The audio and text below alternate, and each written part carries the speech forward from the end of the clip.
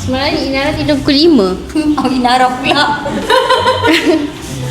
Lepas tu saya masak sambal hari ni. So? Sambal so? Hari ni saya nak buka kat luar. Sedap tak? Miski. Lagi. Semalam saya makan kuih muih. Okey. Lepas tu Kuih apa? Kuih bunga Kelantan. Lepas Okey. tu Khamis ni saya ada berbuka puasa dengan company saya. Kalau company kau, company aku lah. Hai Miss K. Kejap lagi saya nak turun production tau. Okey. Lepas tu tapi saya nak turun kat Maria. Tu memang kerja kau. Miss K reda tak? Redo.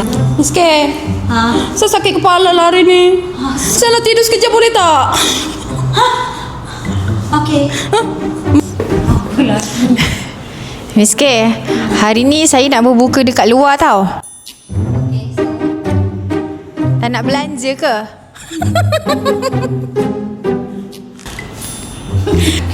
Saya nak pergi tandas tau. Miss K, kalau waktu berbuka ni saya pergi beli kuih raya dekat bazar boleh ke Miss K? Suka tingkah lah Zeki. Okeylah Miss K, bye. Terima kasih.